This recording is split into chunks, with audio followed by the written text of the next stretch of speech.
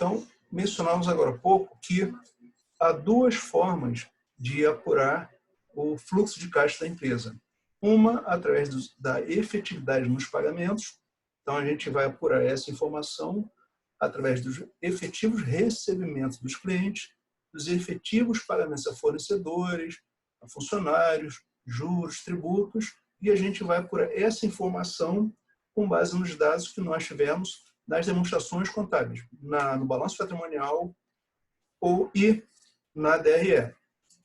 Nós veremos isso agora há pouco, porque nos importa efetivamente o que causou esse fluxo de caixa. Porque se nós estamos falando de fluxo de caixa, de entrada e saída, nós vamos ter uma informação apurada lá no balanço patrimonial que vai indicar essa situação. Tá? Então, e esse documento, essa demonstração, vai possibilitar que nós tenhamos essa certeza de como a coisa aconteceu. Tá? Só admitir o pessoal aqui rapidinho. Bom, então, método direto e o método indireto. Aqui, a exposição do método direto é um pouquinho maior, mas, na prática, é bem semelhante ao que nós vamos ver do método direto. Tá? Então, pelo método direto, a primeira coisa que nós vamos ter em mente, ter em mãos, é a DRE. Porque ele começa a apurar o uso do recurso, o fluxo de caixas, pela reconciliação do lucro líquido. Então, nós vamos começar pegando qual foi o lucro líquido do período, e se a empresa teve lucro, em tese, pressupõe que a empresa teve entrada de recursos. Mas se a empresa não fez vendas à vista, ou não fez venda à vista, ou muitas vendas à vista, e teve muitos pagamentos, esse valor necessariamente não vai aparecer no caixa da empresa. Tá? Então, a gente vai começar pela reconciliação do lucro líquido. Então, vamos começar pegando qual foi o lucro líquido apurado no último período e começar a nossa atividade por essa informação. Tá? Então, que ele não evidencia diretamente a entrada e saída de caixa, ou seja, os dados da tesouraria. Nós vamos tirar essa informação também das demonstrações contábeis. Tá? Então, ele necessita dos dados do balanço patrimonial da DRE, começa pelo lucro líquido. Tá? Vamos prosseguir aqui. Vamos ver mais aqui. E o que é que nós vamos começar a trabalhar? No método direto, nós falamos da efetividade dos pagamentos, dos recebimentos que aconteceram. Nesse aqui, no método indireto, a gente não vai lidar com o financeiro, o caixa da empresa lá. Mas o que nós vamos começar a entender? Se a empresa fez uma compra de um item a prazo, o que vai acontecer? Quando ela compra esse valor, essa mercadoria, e vai lá para o seu ativo, aumenta o valor do passivo. Esse valor não passou pelo caixa, não é isso? Se eu verificar uma compra a prazo, nós não fizemos o pagamento. Mas essa compra aqui, a prazo, ela vai possibilitar, vai nos ajudar a apurar o resultado do fluxo de caixa pelo método indireto. Então, ainda que eu não tenha feito o pagamento dessa compra, portanto, uma compra a prazo, essa informação vai ser importante ainda que o valor não tenha passado pelo caixa. Não temos feito pagamento ainda, até esse momento. Tá? A partir do momento que a empresa fizer essa venda desse produto, tá? E nós vamos, então, a partir do momento que fizermos um pagamento, iremos baixar o fornecedor e baixar o dinheiro do caixa. Então, ele possibilita que numa data futura a gente saiba aquela compra à vista, a prazo, que nós compramos agora há pouco, ela vai possibilitar a gente que nós saibamos qual é o valor que a empresa tem que pagar na data futura. Tá? Quando vendemos aquele estoque que compramos a prazo, vamos baixar aquele valor pelo custo de vendas e automaticamente entramos com conta a receber se a venda for a prazo. Tá? Então, observe que até aqui o caixa não foi envolvido. Tá? Mas quando recebemos contas a receber, irá entrar dinheiro no caixa. Então, observe que essas informações das operações cujo valor não tem entrado ainda no caixa, eles serão de extrema importância para a empresa. E essas demonstrações contábeis, elas serão relevantes para que a empresa possa apurar essa DFC. Tá? Aqui tem um exemplo rápido do que seria essa movimentação, entradas e saídas do caixa da empresa. Se eu tenho saldo inicial, primeiro dia do ano, de 300 milhões, a atividade operacional da empresa foi de 30 milhões, ou seja, entraram 30 milhões de recebimento das vendas, por exemplo, e se a empresa comprou alguns itens no seu ativo de 10 milhões, e se fez alguns pagamentos de alguns empréstimos que ela fez, pagou algumas parcelas do seu empréstimo, então tinha 300, entraram mais 30, saíram mais 18, então o saldo final de 312 milhões. Tá? Então aqui está de forma muito sintética, muito simples. Esse formato ele não é tão simples assim, mas também não é coisa de bicho de sete cabeças não. Tá? Vamos começar vendo aqui essa informação pelo método direto. Para isso, a gente vai começar a ver o seguinte. Se nós falamos agora há pouco que precisamos da demonstração contábil, eu tenho aqui, de um determinado exercício financeiro, do ano de X2, temos o ativo, total de 50 mil, passivo, total de 50 mil. Tá? Então, variação de contas imóveis, tal, isso a gente vai falar mais adiante. No final daquele ano, então, esse foi o ano de X2, no ano seguinte, no ano X3, não temos informações aqui ainda, a empresa teve esse resultado aqui. Tá? Vendas líquidas de 130 mil, CMV de 85 mil, isso menos isso, ela teve um lucro bruto de 45 mil, despesa administrativa de 25 mil, despesas com venda 10 mil, teve de lucro 10 mil. Ela tem aqui, nesse ano de X2, 3 mil disponíveis no caixa ou equivalente de caixa. Então, tem 3 mil. Se esse ano teve um lucro de 10 mil, o que nós vamos entender? Ela pode melhorar o caixa da empresa. Tivemos a DLPA, que nós já vimos agora há pouco, né? Na semana passada, tinha um saldo de R$1.000 no ano anterior, está aqui, no lucro acumulado, mais 10 mil de lucro, tá? E distribuiu dividendos de 4 mil. Então, ficaram para a empresa 7 mil reais. Do lucro que ela teve, sobraram para a empresa 7 mil ainda. Quando a gente começa a elaborar o balanço patrimonial do ano seguinte, o que nós evidenciamos? Eu tinha 2 mil disponível, tive lucro de 10 mil e agora só tenho 2 mil. Ou seja, houve um resultado financeiro negativo de 1.000.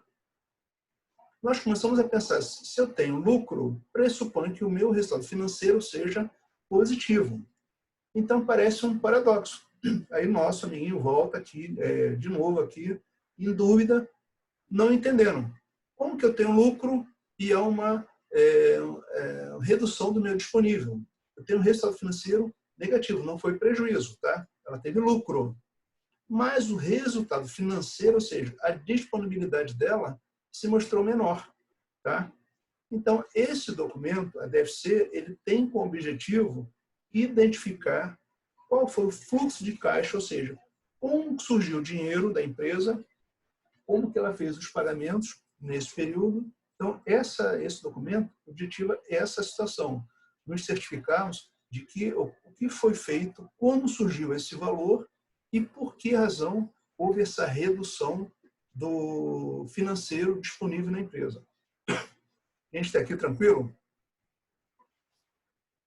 Depois eu pergunto, professor.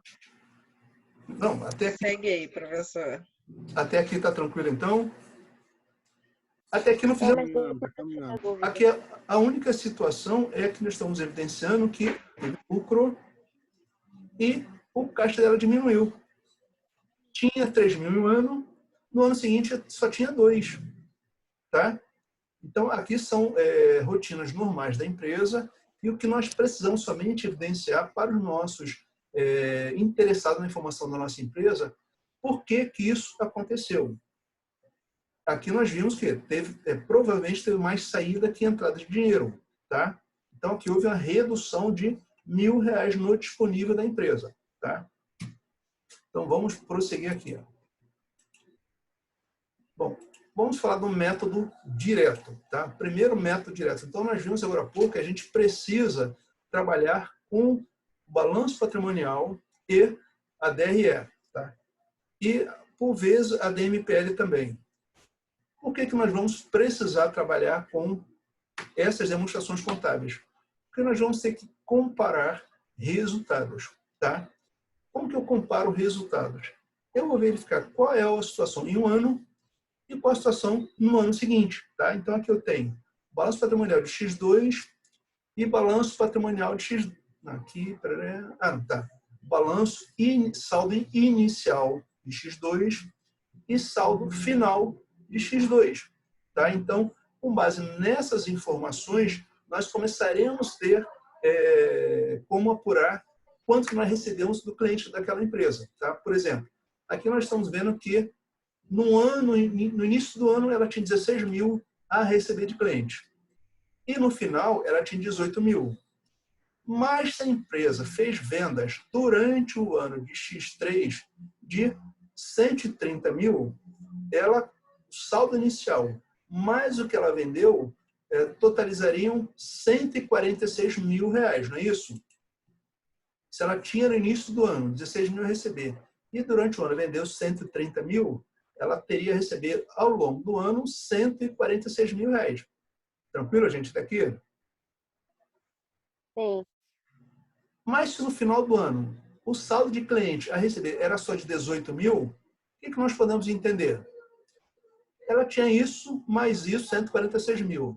Se no final só tinha isso aqui, indica que ela já recebeu isso dos seus clientes. Tá? Tranquilo, gente? Aqui é só quanto nós vamos fazer. Somamos isso com isso e subtrair isso aqui. Tá? Tranquilo, gente, ali? Ok. Então, vamos lá. Vamos seguir. Aqui eu estou apresentando um balanço para que a gente possa visualizar essa informação. Em X2, ele tinha 16 mil. Está aqui. Em X3, tinha isso aqui. E se ele vendeu isso aqui, onde nós vamos tirar essa informação aqui? Vamos tirar DRE, vendas líquidas. Então, 16 mil do saldo inicial, mais as vendas efetuadas, não sabemos como essa venda foi feita. E à vista prazo, não temos a informação. Nos importa o total das vendas.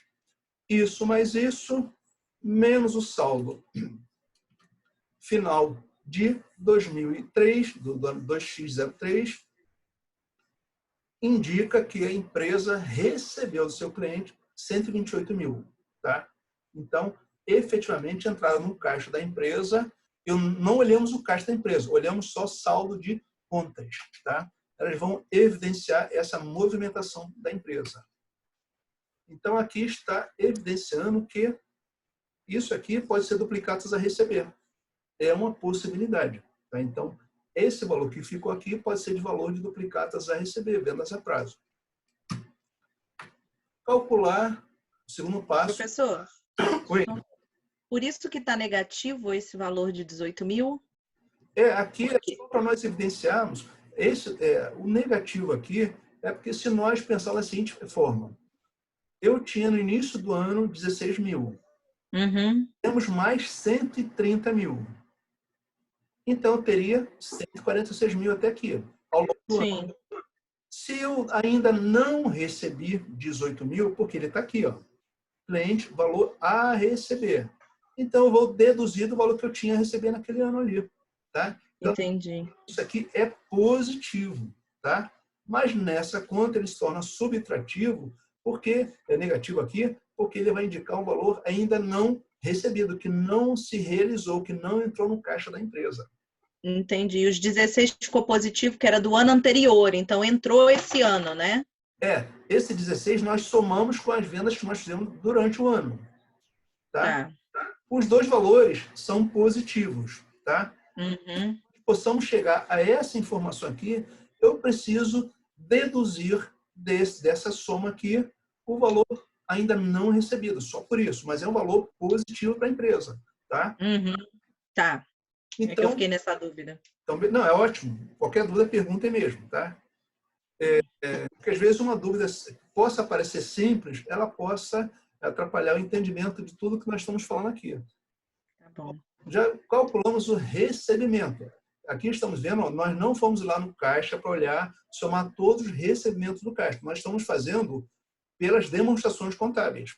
Nós estamos deduzindo isso aqui com base no balanço patrimonial e na DRE. Agora nós precisamos saber o que nós pagamos aos nossos fornecedores, tá? Então, para eu saber quanto eu paguei, aqui nós temos aqui fornecedores. Tínhamos 11 mil em X2 e agora temos 22 mil em X3. O que está deduzindo aqui para a gente? Essa informação aqui. Ó. O que já sinaliza para a gente? O dobro.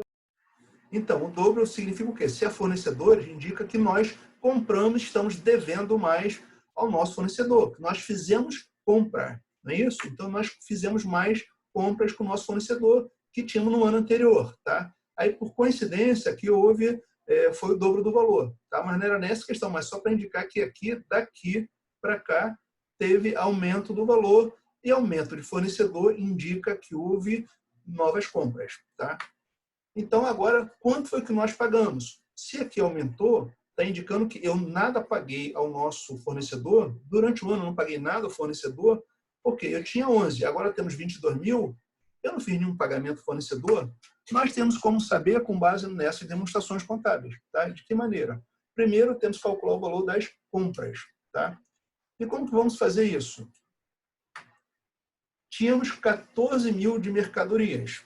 Fornecedor, ele tem relação direta com quem? Com mercadorias, não é isso? Eu compro a mercadoria do meu fornecedor. Então, essas informações estão ligadas uma com a outra, tá? Então, para eu saber quanto que eu paguei ao fornecedor, primeiro vamos apurar o valor saldo inicial de mercadorias. Então, olhando para cá, eu tinha 14 mil de mercadorias. No final, no ano seguinte, já tínhamos 21 mil, ou seja, eu comprei mais mercadorias. Observem que aqui não houve a mesma diferença, de 11 para cá. Não corresponde à mesma diferença. Tá? Então, se nós pudéssemos imaginar pura e simplesmente 11 para 22, 11 mil, então 14 mais 11, não é isso que vai acontecer. Tá? Então, primeiramente, eu pego aqui o valor saldo inicial de mercadorias, 14 mil. Saldo final de mercadorias, 21 mil. Observe que, de novo, é um valor positivo e aqui ele está negativo somente para que a gente possa fazer essa conta. E que outra informação está relacionada com mercadorias e fornecedores? Custo de mercadorias vendidas. Tá? E essa informação está lá na DRE.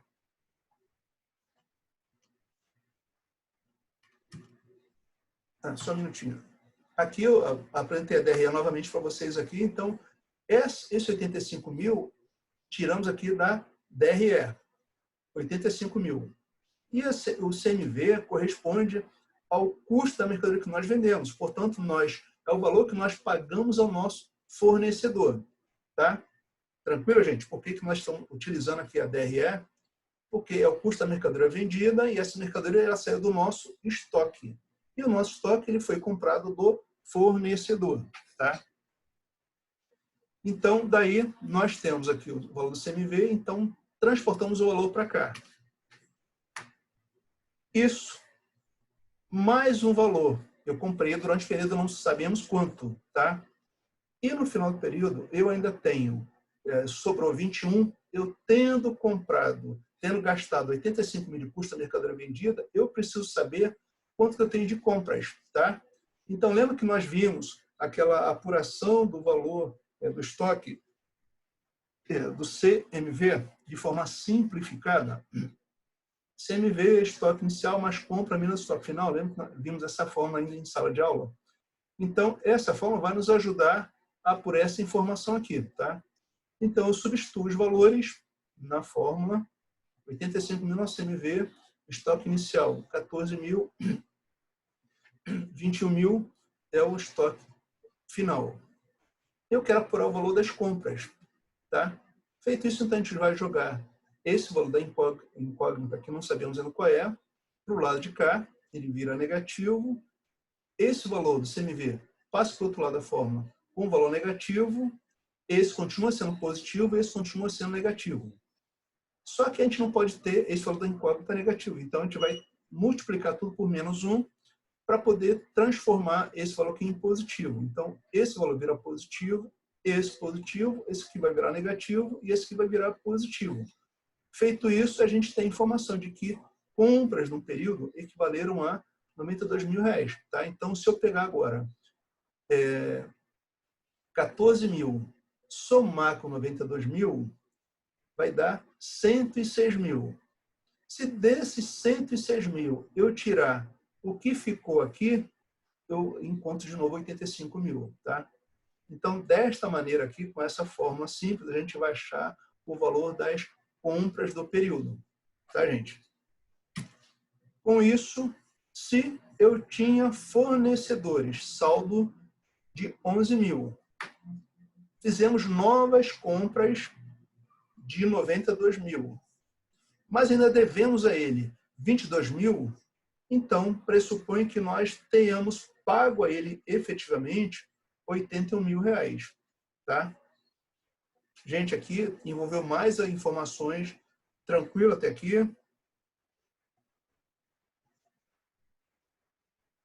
Hein, pessoal?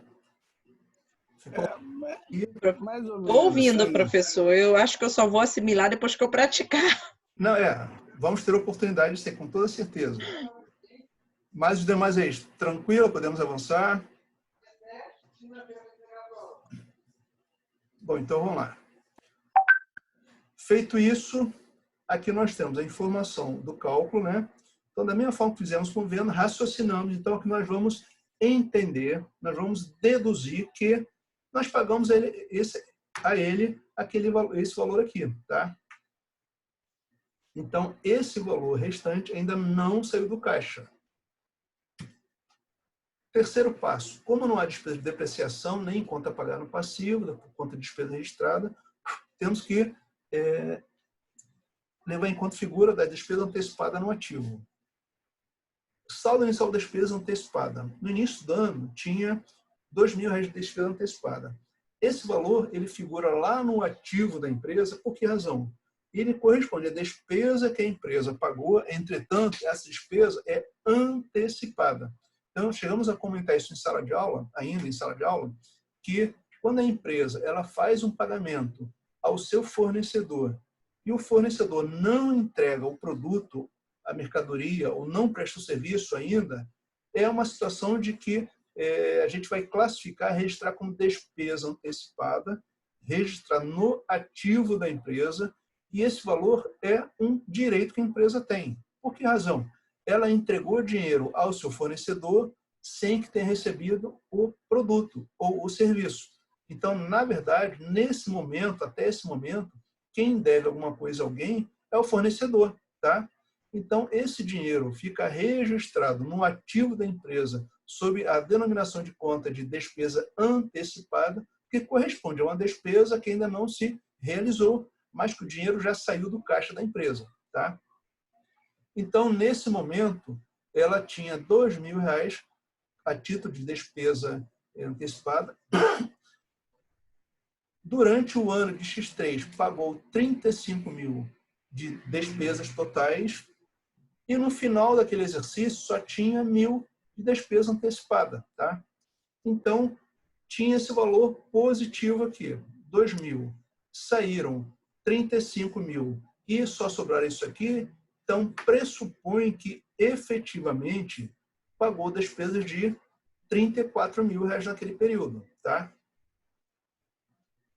Tá bom, gente? 36.000 menos 2.000 aqui, então pressupõe, indica que a empresa pagou 34.000 de despesa naquele exercício financeiro, tá? E essa informação a gente vê daqui também, ó. Tinha 2.000 em X2, despesa antecipada, X2.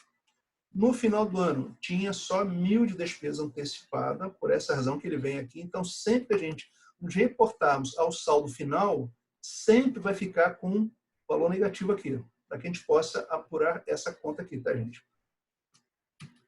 Feito isso, pagamento de dividendos, a gente apura lá na DMPL, informando que a empresa fez pagamento. Aí está lá na DMPL, que eu não acho que eu não coloquei aqui. Ah, não, está aqui. Ele tirou R$4.000, pagou o dividendo. Nós vimos também, nessa informação aqui, imóveis, em X2 ele tinha R$10.000 em imóveis, em X3 tinha 13.000. E o que indica? Comprou mais 3.000 de imóveis. Tá? Então, só olhar essa conta aqui. Ó. Houve aumento de valor no saldo dessa conta de imóveis. Então, ele comprou mais 3.000 em imóveis. Aumento de terreno por aquisição de 3.000. Aqui vamos deduzir. Tá? Dívida de longo prazo. Ele tinha aqui, devia 12.000. E agora só deve 5.000. O que nós podemos entender aqui? Hein, gente? O que podemos entender aqui? Ele tinha dívida de longo prazo em X2 de 12.000. Em X3, ela está totalizando 5.000. Ele pagou já uma parte do empréstimo, né? Se ele pagou, qual é o efeito que tem no caixa esse pagamento desse empréstimo? Aumenta ou diminui o caixa da empresa? Diminui. Então, quando nós verificarmos que uma obrigação diminuiu, essa diminuição também diminui o caixa da empresa. Tá? Essa diminuição do passivo diminui o caixa da empresa. Se uma diminuição, uma redução do passivo diminui o caixa da empresa, quando tem o inverso, tem o aumento do passivo. Tinha 11, aumentou para 22. Se na redução do ativo diminui o caixa da empresa, no aumento do passivo, esse valor aumenta o caixa da empresa. Por que razão? Ela deixa de fazer esse pagamento. Tá? Então, o efeito que tem no caixa da empresa é como se o valor do caixa aumentasse, porque ele não saiu o dinheiro do caixa. Tá? E se nós olharmos aqui a conta imóveis? Aqui nós temos a conta de ativo, não é isso? Imóveis, estamos no grupo de contas do ativo. Em X2 tínhamos 10.000, em X3 temos 13.000. Tá? Esse movimento de aumento de uma conta de ativo, qual é o efeito que tem para se sentir no caixa da empresa? Se eu tinha 10.000 e agora tenho 13, o que nós vamos entender que aconteceu no caixa da empresa?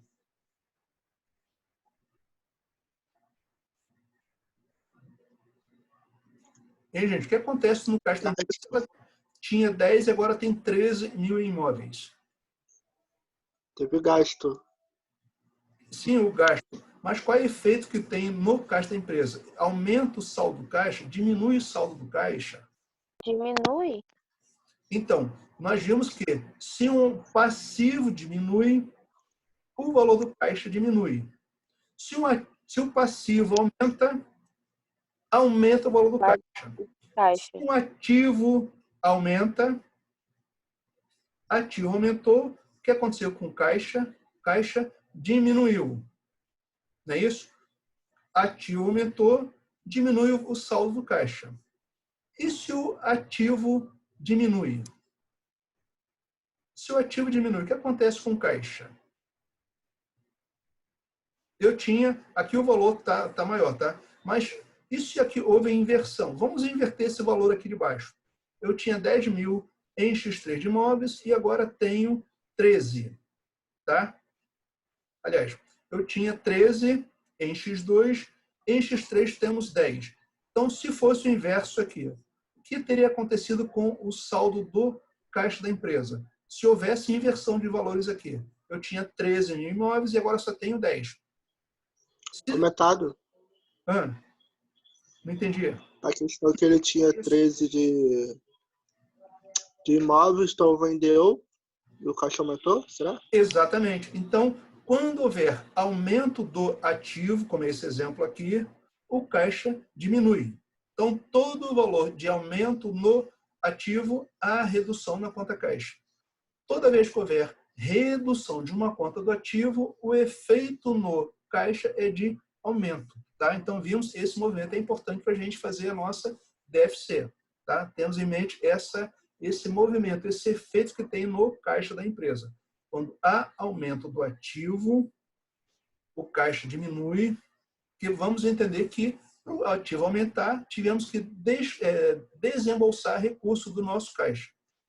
Por outro lado, se o nosso ativo diminui, vamos entender que a redução desse valor foi direto para o caixa da empresa. Se eu tinha mercadoria, a mercadoria diminuiu, eu vendi, o dinheiro foi para o caixa da empresa. Se eu tinha imóveis, o imóvel diminuiu, eu vendi para alguém, o valor foi para o caixa da empresa. Então, vamos ter esse movimento. Tá? E no passivo é o inverso. Um aumento de conta do passivo ou do grupo do patrimônio líquido, se o capital aumentar de 20 para 30, de 20 para 30, esse dinheiro vai para onde? Vem para o caixa da empresa. Então, tanto no grupo do passivo quanto no patrimônio líquido, se houver aumento de saldo, o dinheiro vem para o caixa. Se houver redução, a redução saiu do caixa. Então, diminuição do passivo do PL, dinheiro sai do caixa. Se a empresa fizer um pagamento de dividendos, esse valor saiu de onde? Saiu do caixa. Tá? Então, redução do ativo, o valor vai para o caixa, aumento do ativo, o dinheiro sai do caixa. Aumento do passivo do PL, o dinheiro vai para o caixa, redução do passivo ou do PL, o dinheiro sai do caixa. Tá? Então, agora, nós já podemos fazer o nosso DFC pelo método direto. Tá? Então, aqui, nós temos essas informações aqui. Tá? Aqui eu peguei essas informações, 128 mil, pagamos 81 mil ao caixa da empresa. Essa informação nós já vimos, acabamos de ver agora. Tá? Agora estamos vendo dentro da demonstração. Como é que nós chegamos mesmo a 128 mil? Bom, e aqui só para lembrar, por que aqui eu tinha 3 mil em X2 e agora só temos 2 mil em X3. Portanto, houve uma redução de disponibilidade. Aí voltou aquela perguntinha, né? Como parece um contrassenso? Se ele teve um lucro de 10 mil e como reduziu o seu valor financeiro, a sua disponibilidade financeira de um ano para o outro? Então, essa dúvida que a gente precisa esclarecê-la com a DFC. Tá? Então, aqui de novo, eu trouxe a DRE só para te lembrar de que da onde esses 10 mil foi do lucro líquido lá da DRE. Tá? Então, e o balanço patrimonial está aqui. Vamos ver como é que aconteceu esse recebimento de caixa. Lembrar, tínhamos... Deixa eu só tirar esse negócio da frente, que está tampando. Tínhamos saldo inicial de cliente de 16 mil. Fizemos venda lá, vimos na DRE de 130 mil. E saldo final de cliente de 18 mil. Isso mais isso menos isso, 128 mil. Então, está indicando que entraram no caixa da empresa, decorrente de venda de cliente, 128 mil. Tá? Não vimos o caixa. Nós vimos essas informações que nos indicaram esse ingresso de recurso no caixa da empresa. Como que nós chegamos a 81 mil reais? Para chegar aos 81 mil, nós pegamos o saldo inicial de fornecedores, 11 mil reais. Pegamos as compras do período, tá? Que nós vimos anteriormente. Pegamos saldo final de fornecedores. Entendemos que pagamos ao fornecedor 80 mil reais. Então, isso entrou no caixa e isso saiu do caixa da empresa. Despesas antecipadas. Nós tínhamos 2 mil de despesa antecipada, tá? Em X2. Tivemos despesas totais de 35 mil, que vimos lá na DRE. 35 mil de despesas. E no final do ano só tínhamos 1.000 de despesa antecipada. Então, pressupõe que houve pagamento de despesa de 34 mil reais. Então, saiu dinheiro nesse período equivalente a 34 mil reais. Bom, atividades operacionais. atividade fim da empresa. Ela, pelas vendas, teve ingresso de 128 mil no caixa da empresa e ela fez pagamento aos seus fornecedores de 81 mil, pagou salários, despesa administrativa de 34 mil. Em decorrência da atividade operacional, atividade fim da empresa, ela teve um caixa líquido de 13 mil. Então, aqui estamos vendo que a empresa conseguiu, com sua atividade operacional, gerar caixa suficiente para honrar os seus compromissos operacionais. Tá? Passamos agora para a atividade de investimento. Nós vimos que a atividade de investimento, tivemos, qual foi aqui? Ela investiu na compra de imóveis. Tinha saldo de 10 mil e agora temos saldo de 13 mil. Então, tivemos um aumento do valor do nosso ativo. O aumento do ativo enseja redução do caixa, porque ela pagou por essa compra de imóveis. Tá? Então, aumento do ativo reduz o caixa da empresa. Tá? Aqui nós vimos, agora há pouco, se nós pagamos fornecedor, reduzimos uma obrigação, o dinheiro sai do caixa, então reduz o caixa da empresa. Pagamos uma obrigação, despesas, o valor também reduz o caixa da empresa. E como atividade de investimento, só tivemos aqui essa conta de imóveis. Tá? Então, de novo, saldo aumentou do ativo, reduz o caixa da empresa. Então, caixa líquido da atividade de investimento da empresa foi 3 mil negativos. Nós consumimos 3 mil reais do valor que foi gerado pela atividade operacional da empresa.